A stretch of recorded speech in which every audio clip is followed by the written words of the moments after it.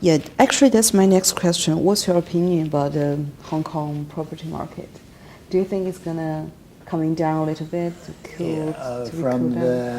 the statistics from the secondary market sales, it is trending that way. But as far as the new project sales, it still seems to be sustaining at that particular pace.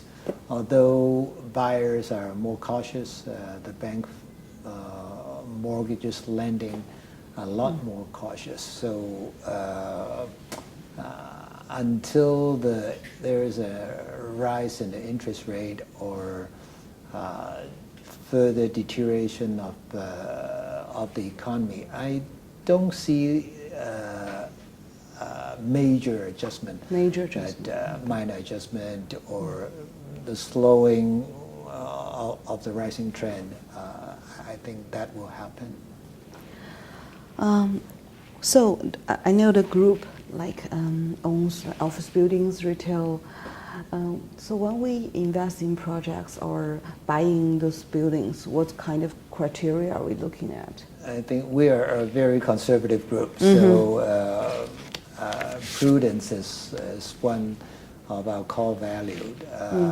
So we tend to look at good location, but that's by far the most important thing we look at, because with a good location, that means potential rise in asset value. And then if the markets turn south, at least it drops less for good location properties.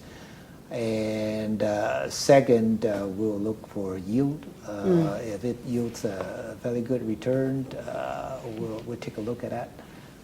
Sometimes we don't necessarily look for the best yield property because we think that by buying the real estates, we can improve upon it, both hardware and software, and then creating value. So that is probably the most preferred type of investment. We would like to look at good location with a potential of creating value.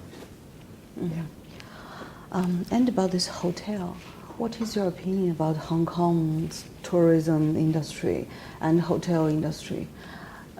Like in recent months, it has been slowed down. What was your opinion about it? I think there's a recent setback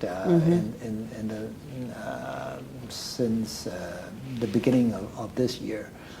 But I still think Hong Kong is still a preferred tourist spot in Asia. Despite the fact that some are arguing that we are getting too expensive, particularly due to the exchange rate situation. I think Hong Kong has a lot of great advantages over other cities, such as law and order. We are a very safe city. I think in today's economies, in today's world, it is for sure one thing tourists will look at. If we, watch recent news in Paris, terrorism and crimes and all that. Hong Kong, we knock on wood, we are still a very safe city. To go out at night for drinks, for parties, and so on, is a safe place also to conduct business. So I think I see this as a short-term setback. I don't think the hotel industry will roll back because of a recent setback or slowing of the Chinese economy or the maturing of our economy. It's like New York, a very old city, like London, an even older city, has their own merits that people will come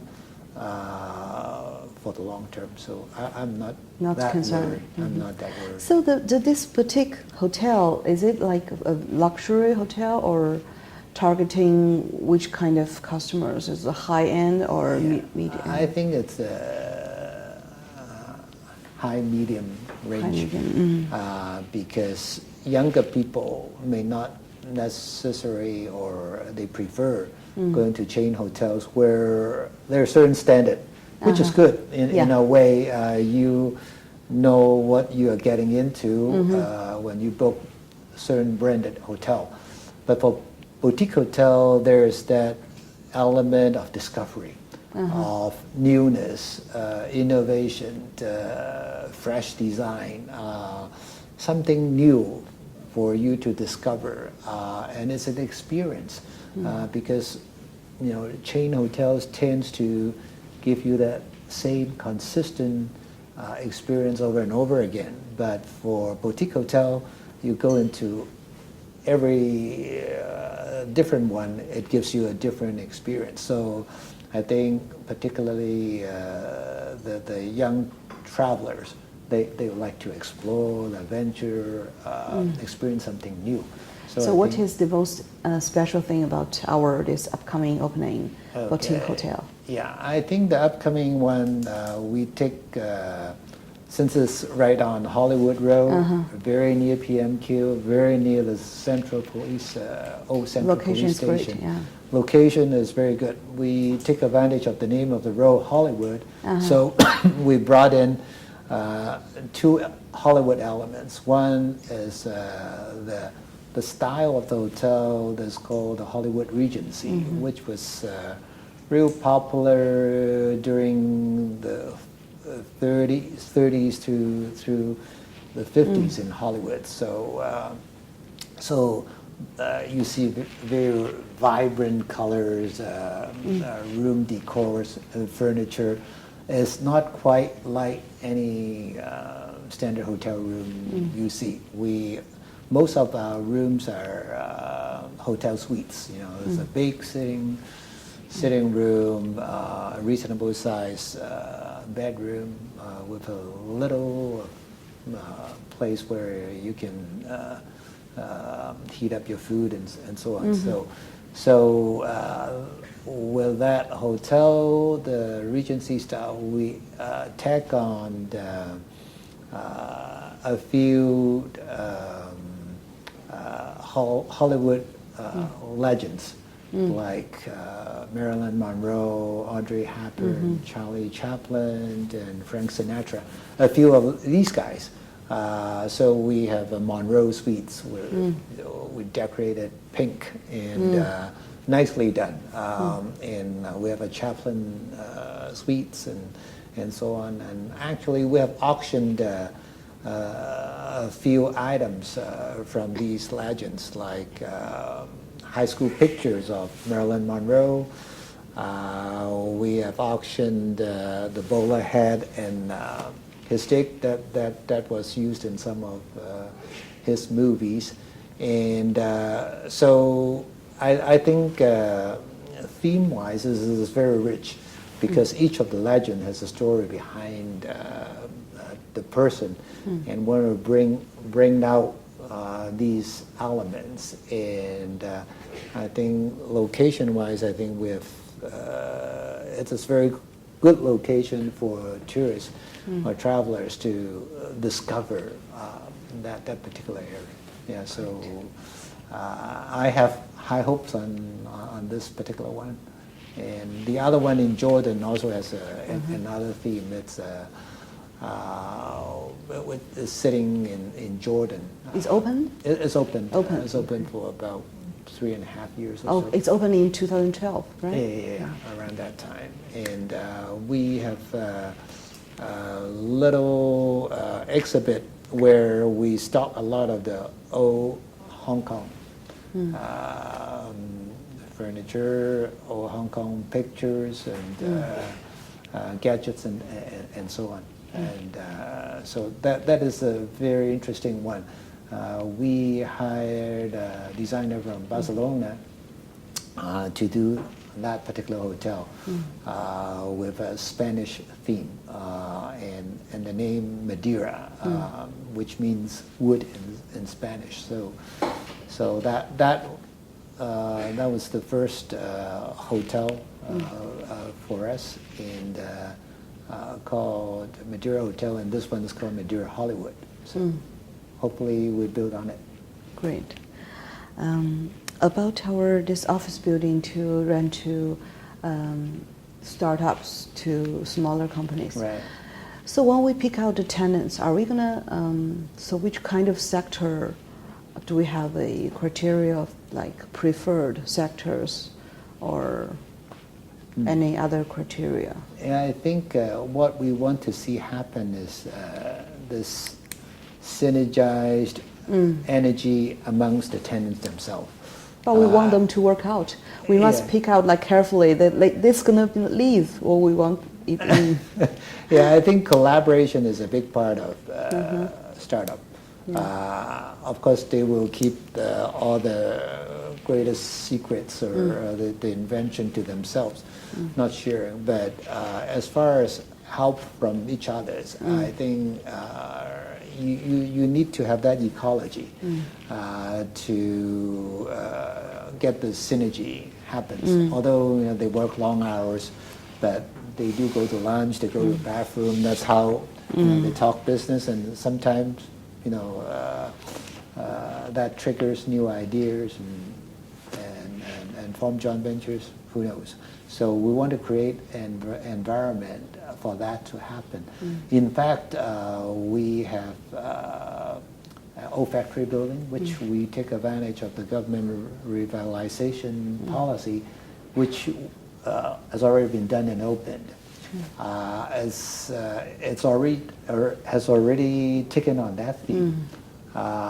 We have one whole floor, about 10,000 square feet, which we lease to Art Development Council of Hong Kong, where young artists do visual arts developments there. And then we have a whole floor, another 10,000 square foot, leased to Federation of Youth, where it's a co-working space, incubator type of space, which will be officially open next month. And both of those spaces, we offered a big subsidy. We collect only a third of the market rent to support young people art development as far as the startup joint ventures, startup ventures. So we have already started that production of space for young people, such that hopefully they thrive and. So I'm also. When did you come to work for the companies? In 1992. In 1993, around that time. Long time. Yeah, it's a long time. So before that, you were studying or working elsewhere? I was working in the U.S. And also for family business as well as other real estate companies. Which is your college? Where is your college? Did you go to university in the U.S.? I went to Simon Fraser University in Vancouver, Canada. Okay. And then after I graduated, I returned to Hong Kong and took my MBA at Hong Kong U. And then work. What was your major? Major in economics. Economics. So you've been working for the family for a very long time. Yeah. Do you see the Hong Kong developers or the property market has changed? Is there any major change or major trend you see during the past decade or so? I think during the 80s is the high-flying time for Hong Kong. I think almost anything goes. That's the time when inflation was high, interest rate was at near 20%.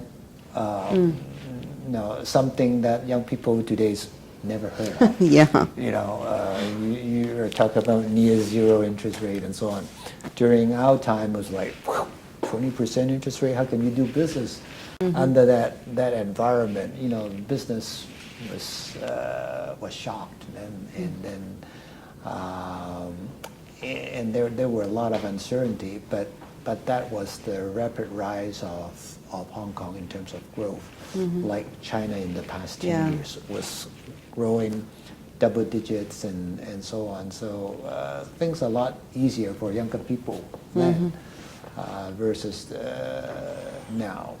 And I think Hong Kong did a lot during the 80s in financial market reforms, in reforming a lot of things in a society that was quite backward then. But then during the 80s, when the market was growing fast, people start investing into training up professional, hiring the best of talents. And that's why you see newer buildings during the 80s, like the Jardines House was built then, the Exchange Square was built then.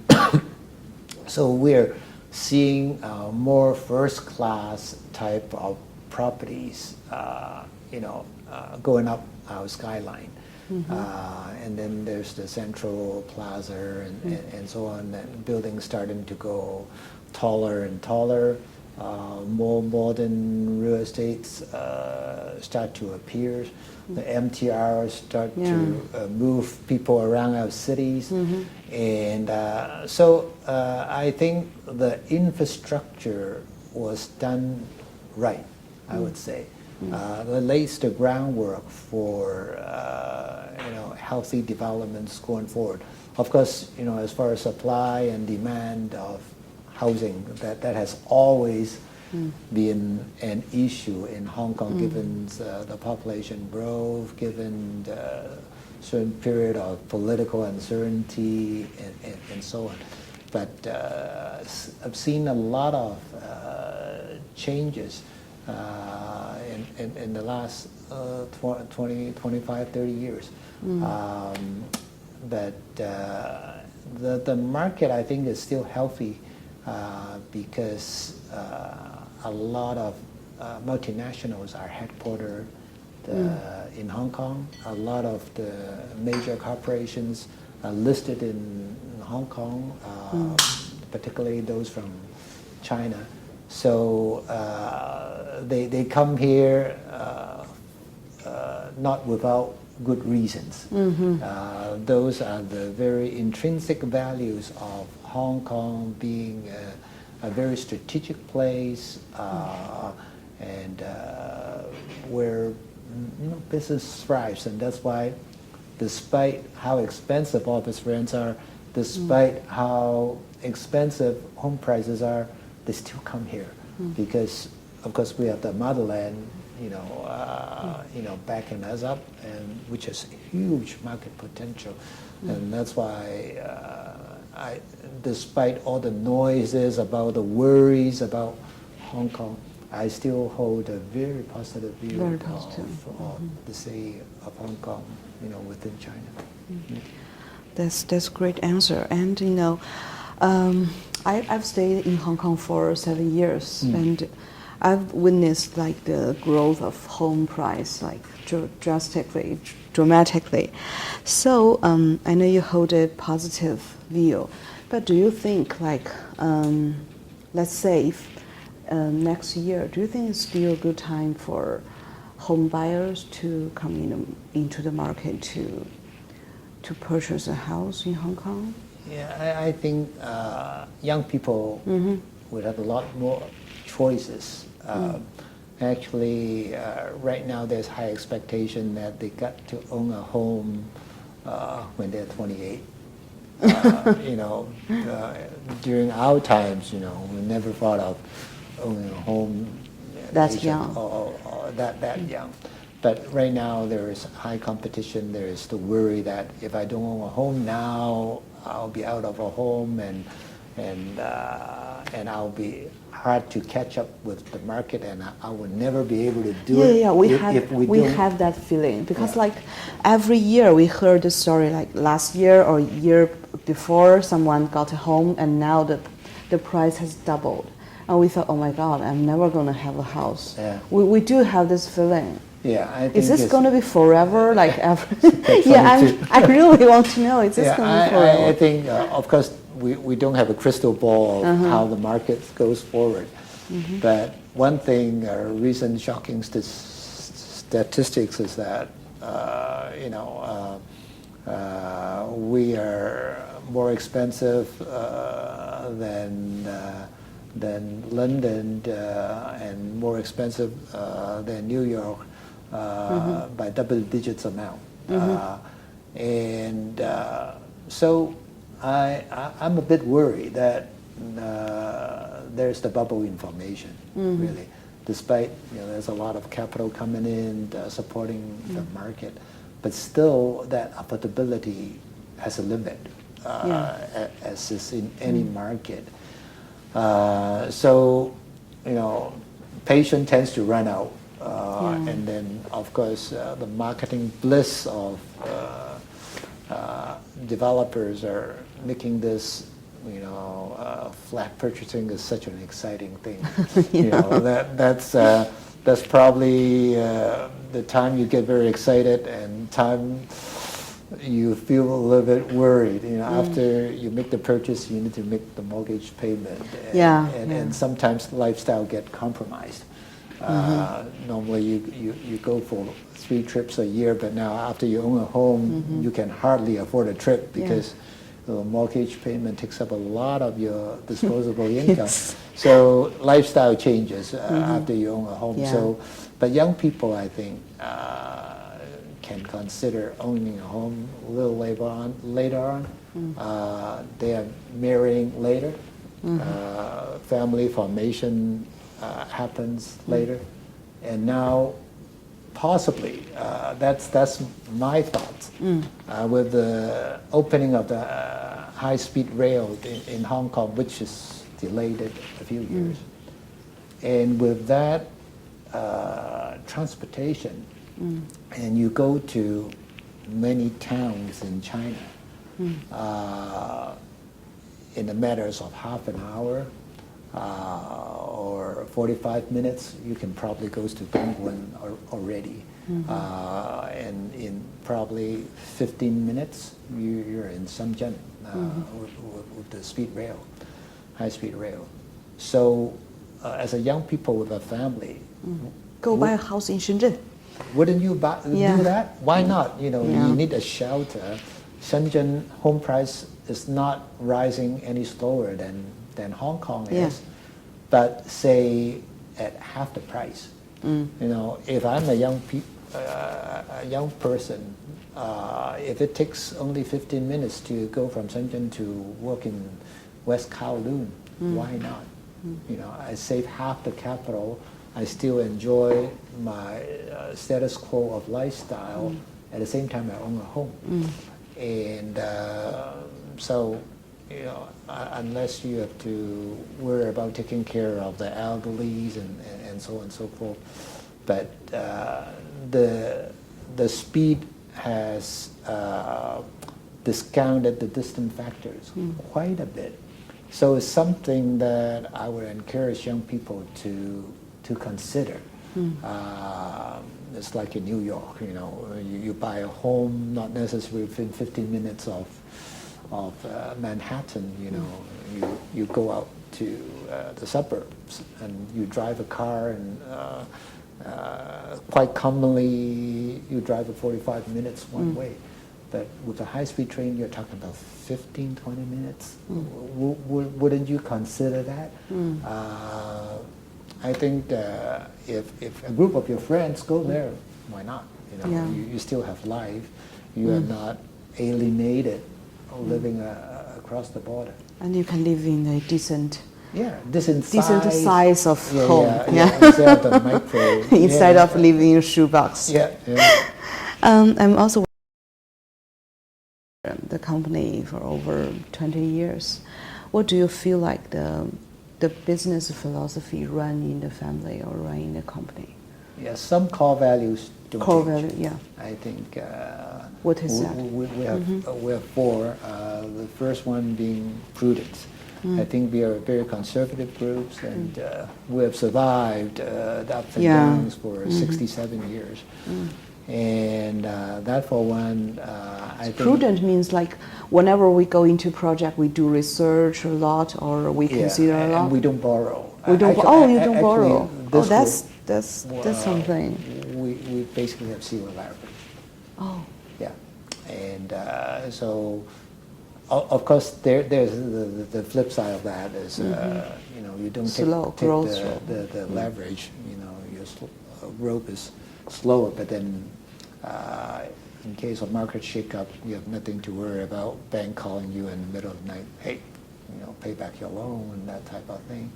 That's very special in Hong Kong. I think that no leverage. Yeah. It's like the family value, or why we do that? We like. I think that happened for a good reason. That we got burned before, and that's why.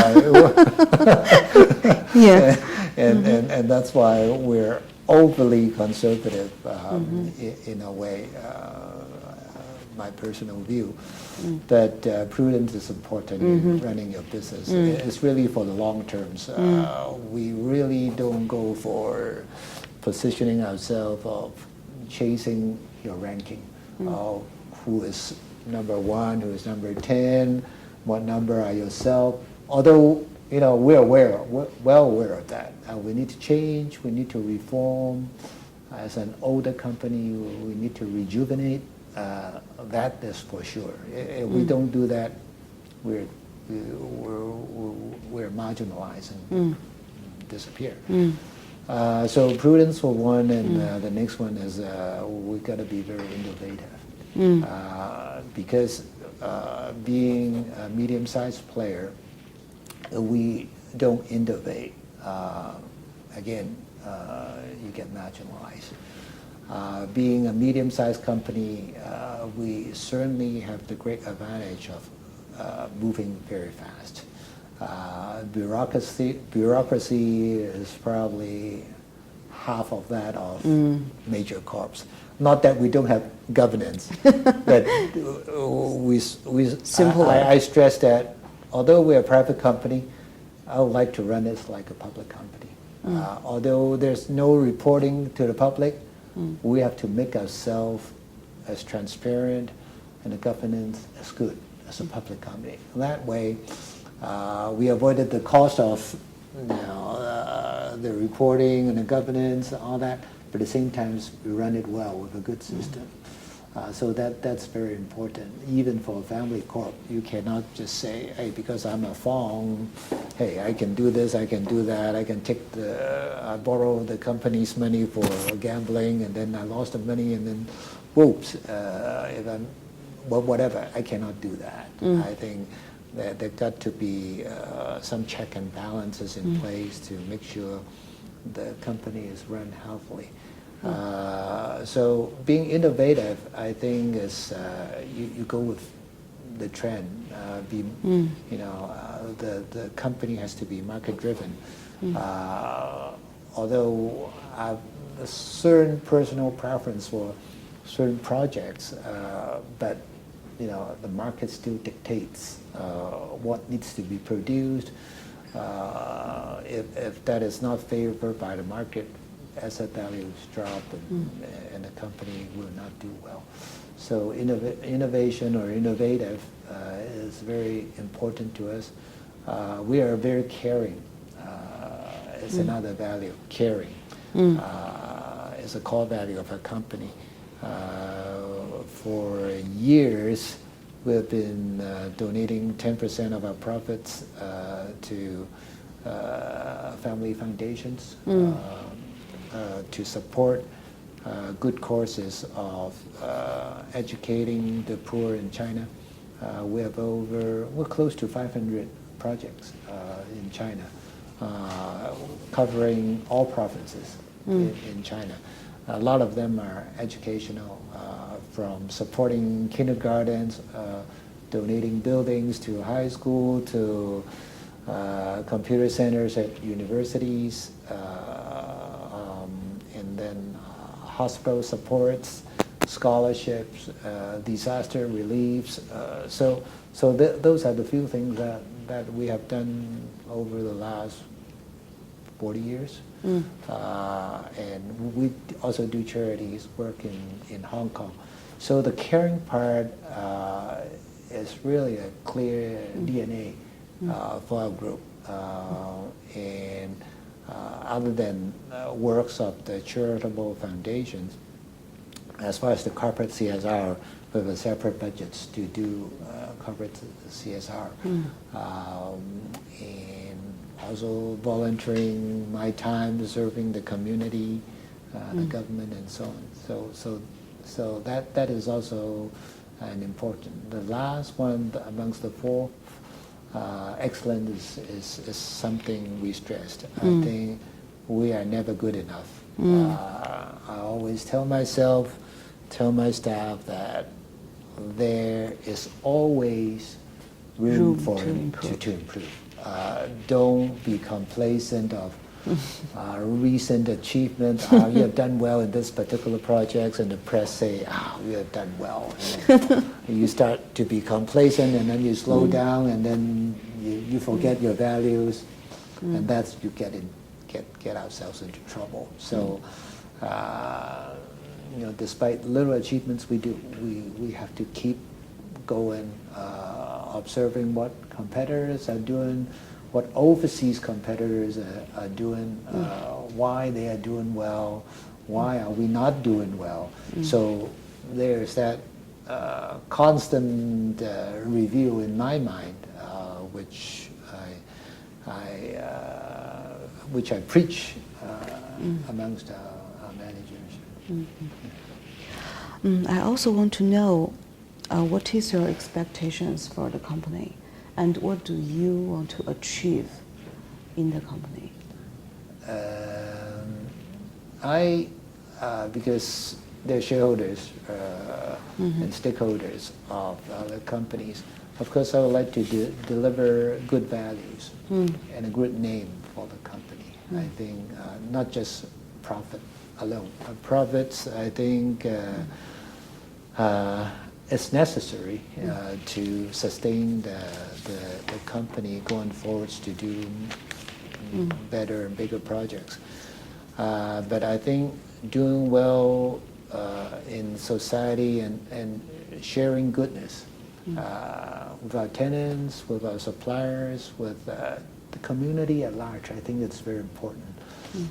Like a recent project we've done in Shao Ki Wan on Main Street East, which is a lot of eateries and older buildings. And when we finished the building, a lot of developers called up, visited the property and said, gee, why are you spending such great sum of money doing a building in Shao Ki Wan? You just do just a normal standard type of fixtures and decoration. We will do well. But I spend great efforts in doing a beautiful building, again by the Barcelona designer. I think we have won a lot of praise from the community, and people ask me why I spend a greater sum than is necessary to do a building like that. And I said, I want to be a catalyst of change. If I don't do better building there, that area will remain pretty much the same. Maybe with a lot of eateries, the buildings, even the newer developments will be a little bit substandard because of the area.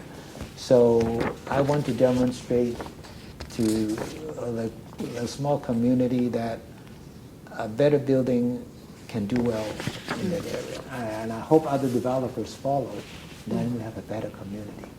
I think that is a very important thing that I strive to do. When I do projects, I don't just look at profits.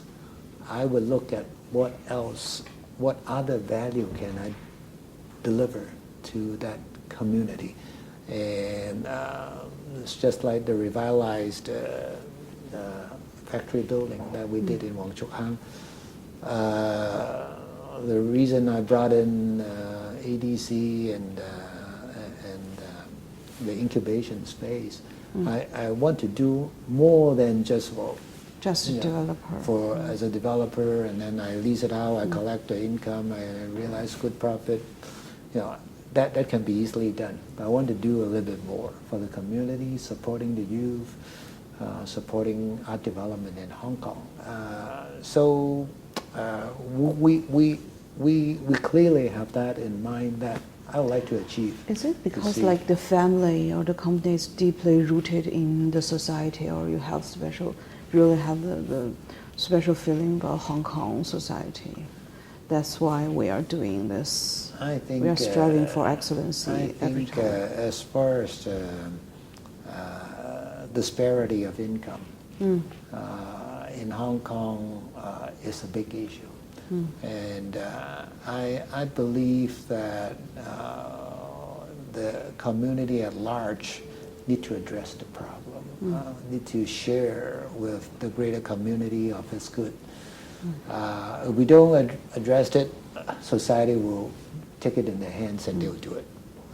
So why not proactively help to share Hong Kong's problem, help to solve part of Hong Kong problem.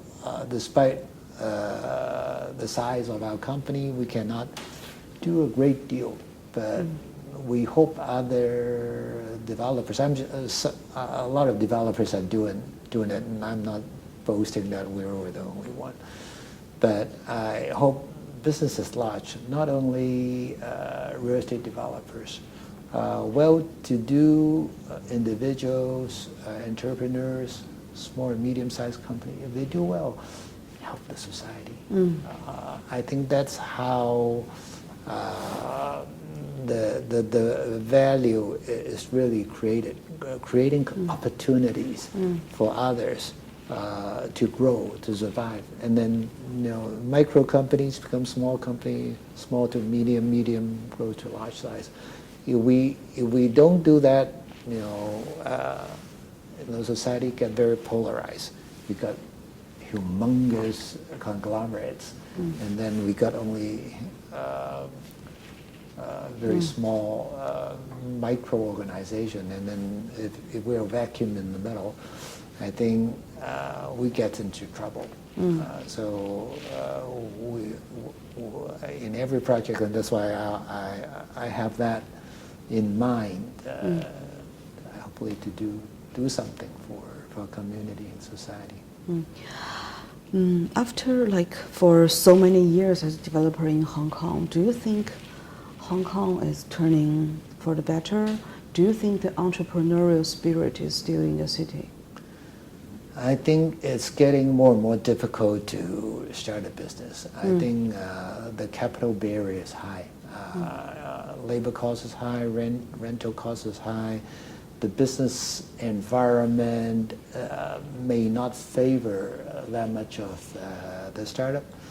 But then, on the other hand, if you look at the eateries, restaurants, I think I really like the city of Hong Kong, where there's so much you can try, offer. If you look at the food review every week, you see new restaurants coming up.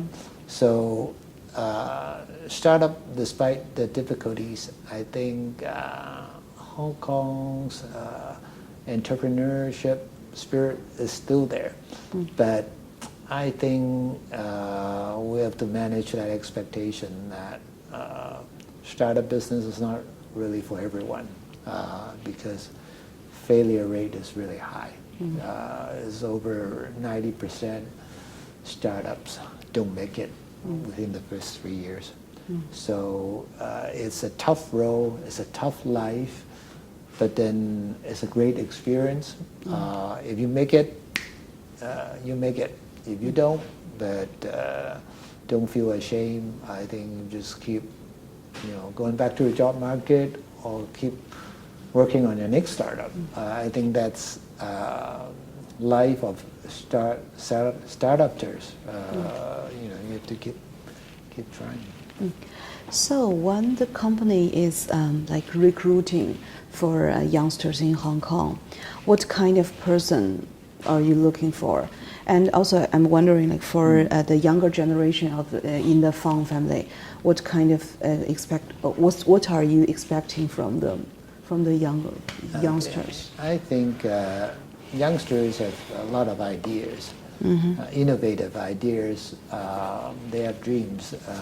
They have creativity, and they are in touch with their younger market. So for our organization, I think the average age is really under 40. I'm out of range. But I think they have a lot of energy, they have a lot of ideals, but they disappointed quickly.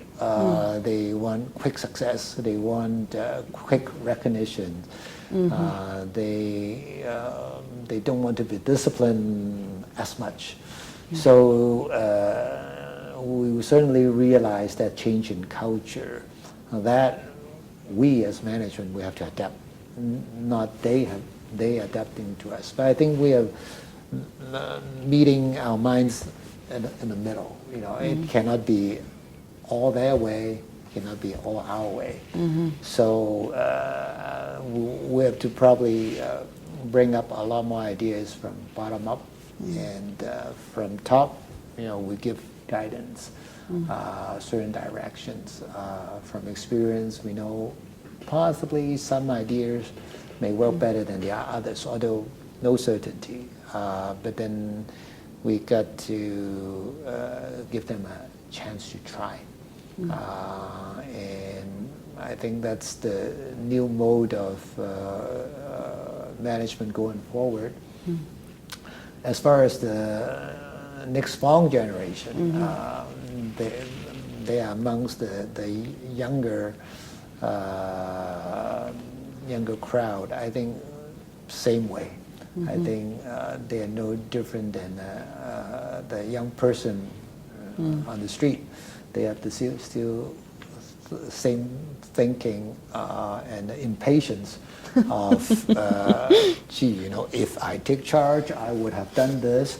If I take charge, I would not be doing this. The design is all the thinking lousy, So how we communicate with them? It's like the different generations. Are we gonna we really sit down, listen to each other's I ideas? have to remind myself. I think in talking with younger people, I have to remind myself not to talk too much, be a better listener, let the person finish before you jump in to correct. That tends to my problem. I jump in too early to kill a certain idea, say, hey, that doesn't work, and so on. So I get so used to, because as a CEO, you have that right and the power to stop a conversation, to jump in and say, hey, what I think is this, and that. And this upset a lot of staff with good ideas. So I guess I have to remind myself often, hey, put on your brake. And don't rush things out of your mouth to kill certain ideas. Although sometimes I have to, because ideas are so far-fetched and that the company cannot support. But I think through time, I think we can work out our differences. So I think probably my last question is, what do you want to see this company in next 5 years or 10 years, in longer period? Of course, the core values don't change, but what do you want to see the company achieve? I want to see a more dynamic company. I think what I'm making my mark in the company is that I'm a person who doesn't like to keep doing things over and over again. It gets tired and you get boring. If you let me have a site where I can put 30 tower blocks there, I'm not that excited because we're just cookie cutting all these, and then the clubhouse, the swimming pool, and then the amenities. I learned nothing new. I've learned to done that many years ago. For me, I want to do many different type of projects, bringing in many different disciplines. It could be high tech, it could be Internet of Things, it could be robotics. I dare to bring them in. If the technology is right, I would just bring them in. So I like to try out many different projects. Like we've never done hotel business 5 years ago. We've done it. 10 years ago, we haven't done any service apartment. We've done it.